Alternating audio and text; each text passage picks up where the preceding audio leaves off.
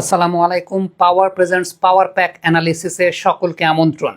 ক্রিকেটে যখন umpires call সিগন্যালটা দেওয়া হয় কোনো এলবিডব্লিউ ডিসিশনের ক্ষেত্রে, আমরা অনেক সময় সমালোচনা করি যে এই আম্পায়ার্স কলটা আসলে কেন দেওয়া হয়। এখন বুঝলেন তো কেন দেওয়া হয়। ফিফা এত বেশি মাত্রায় প্রযুক্তি নির্ভর হতে চাচ্ছে, এত বেশি মাত্রায় প্রযুক্তিগতভাবে তারা উৎকর্ষ সাধন করতে চাচ্ছে, যেখানে পুরো বিশ্বকাপের মধ্যেই কিন্তু বিভিন্ন বিষয় নিয়ে বিতর্ক তৈরি হয়েছে। যে লগুলো সেট আপ করা হয়েছে ভিএআর রিলেটেড, সেগুলো কিন্তু বিতর্ক তৈরি করছে। এখন ক্রিকেটে কেন আসলে আম্পায়ার্স কল দেওয়া হয় সেই ব্যাপারে ব্যাখ্যায় যদি যাই, তাহলে যেহেতু বিভিন্ন ওয়ার্কশপ করেছি আমি জানি পুরো ব্যাপারটা, যেহেতু ইন্টারন্যাশনাল ক্রিকেট ম্যাচে কমেন্ট্রি করি। প্রথমত, কোনো প্রযুক্তি আপনাকে 100% অ্যাকুরেসি দিতে পারবে না। আপনি যে কোনো প্রযুক্তির 1% হলেও এরর থাকবে। আরেকটা খুব গুরুত্বপূর্ণ বিষয়, আমরা চোখের সামনে যা দেখি, চোখের সামনে যা দেখছি, বাস্তব জীবনে যা দেখছি, সেটা হচ্ছে 3 ডাইমেনশনাল ভিউ।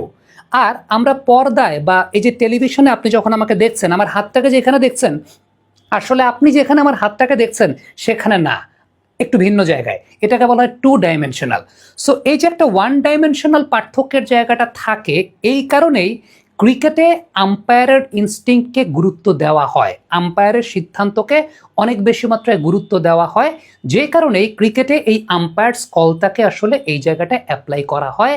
কারণ যখনই কোনো 50-50, 60-40, 55-45% ডিসিশনের জায়গাটা চলে আসে, তখন ক্রিকেটে এই আম্পায়ার্স কলটা বা আম্পায়ারের সিদ্ধান্তটাকে, কারণ আল্লাহ রাব্বুল আলামিন মানুষকে সৃষ্টি করেছেন, মানুষ সৃষ্টির সেরা জীব, এবং সেই সঙ্গে তার মস্তিষ্ক স্বাভাবিকভাবে যেটা দেখছে, যেটা পর্দায় দেখা হচ্ছে, সেটা অনেক অতিরঞ্জিত হয়েও দেখানো মনে হয়।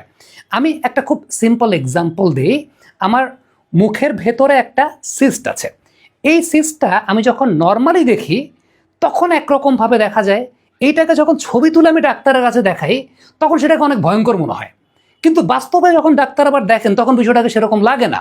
সো এই কারণেই ক্রিকেটে এই বিষয়টা করা হয়। এখন ফিফার ক্ষেত্রে যে বিষয়টা হয়েছে, এই ভিএআর প্রযুক্তিটা আসলে মূলত আনার যে উদ্দেশ্যের জায়গাটা, আপনারা অনেকেই তখন ছোট ছিলেন, আমরা তখন স্কুলে পড়ি বা আমরা তখন কলেজে উঠছি।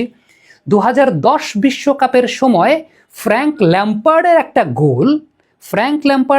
গোল বাতিল হয়ে গেল। ওই গোলটা দেয়া হলো না, কিন্তু পরবর্তী সময় দেখা গেল if there was the goal line technology then it would have been a goal. এবং ল্যাম্পার্ডের সেই, মানে তখন তো ল্যাম্পার্ড, জেরার্ড এরা আমাদের খুব প্রিয় প্লেয়ার।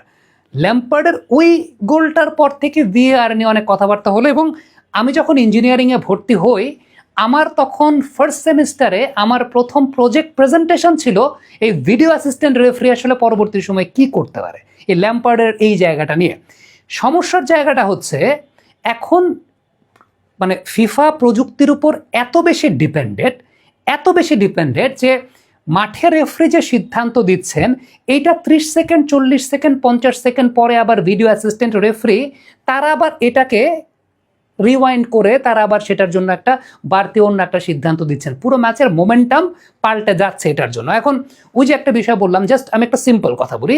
মিশরের যে গোলটা বাতিল হয়েছে, এই গোলটা ভিএআর এর নিয়ম অনুযায়ী বাতিল হয়েছে। আবারও বলি, এই গোলটা ভিডিও অ্যাসিস্ট্যান্ট রেফারির নিয়মের জন্যই বাতিল হয়েছে। এই নিয়মটা আছে, রুলটা আছে, কিন্তু এই রুলটা যুক্তিগত কিনা সেই বিতর্কটা আসতে পারে। বিতর্কটা কোন জায়গায়? অনফিল্ড রেফারি কিন্তু প্রথম দফায় যখন ফাউলটা হয়েছে, সেই ফাউলটা দেন নাই। অনফিল্ড রেফারির ইনস্টিংক্ট মনে হয়েছে এটা ফাউল না, তিনি কিন্তু খেলা কন্টিনিউ করেছেন। সো খেলা যখন কন্টিনিউ হয়ে পরবর্তী সময় গোল হয়ে গেল, গোল হওয়ার পরে ভিডিও অ্যাসিস্ট্যান্ট রেফারি এই 30 সেকেন্ডটা যাচাই বাছাই বিবেচনা করে যে প্রযুক্তি বেশি অ্যাকুরেট। বাবা, এত এনার্জি কই পাও? এই পাওয়ার চুমুকে অ্যাকশন যাচাই বাছাই বিবেচনা করে তার কাছে মনে হয়েছে এটা ফাউল, দেন তিনি অনফিল্ড রেফারিকে ইনস্ট্রাকশন দিয়েছেন এটা চেক করার জন্য, দেন চেক করার পরে তারপরে সেটা গোলটাকে বাতিল করা হয়েছে। এখন এটা যদি ক্রিকেট হতো, তাহলে ওই যে রেফারি, অনফিল্ড রেফারি যে সিদ্ধান্তটা দিয়েছেন সেটার উপরেই আসলে যেত, ওইখানে আলাদা করে। এখন ক্রিকেটে কি হয়, ক্রিকেটে থার্ড আম্পায়ার বা ওই যেটা আমরা ডিআরএস বলি, সেটা অনফিল্ড আম্পায়ার চায় তারপরে হয়। কিন্তু ফুটবলে ভিডিও অ্যাসিস্ট্যান্ট রেফারি অনফিল্ড রেফারিকে আসলে ইনসিস্ট করে। সো প্রযুক্তি যখন এত বেশি মানে অ্যাকুরেট করতে চাচ্ছে বা প্রযুক্তি যখন এত বেশি গ্রাস করে ফেলেছে তখনই বিতর্কগুলো আসলে ওইভাবে হবেই। আপনি দেখবেন যে কলম্বিয়া একটা নখের কারণে একটা অফসাইড হলো, যে কারণে গোল বঞ্চিত হয়েছে। ইরান তো একটা নখের অফসাইডের জন্য তারা গোল বঞ্চিত হয়ে বিশ্বকাপ থেকে বিদায় নিয়ে নিয়েছে। সো ওই জায়গাটায় আলটিমেটলি কিন্তু সেমি অটোমেটেড অফসাইড সিস্টেম, আমার মনে হয় না ওইটা যদি মানে ইরানের কেসটা যদি সেমি অটোমেটেড অফসাইড সিস্টেম না থাকতো তাইলে এটা অনফিল্ড রেফারি ওইভাবে দিতেন না বা ওইটা তিনি বুঝতেই পারতেন না। সো এতটা অ্যাকুরেট করতে গিয়ে আসলে বিতর্কটা তৈরি হয়েছে। এখন আমি জানি না ফিফার কি আসলে এই জায়গাটা একটা বর্ডার লাইন টানা উচিত কিনা, এই বিতর্কগুলো এড়াতে, কারণ এটা মনে হয় বৈশ্বিক একটা ক্রাইসিস হয়ে গেছে, একটা বিতর্কের জায়গা হয়ে গেছে।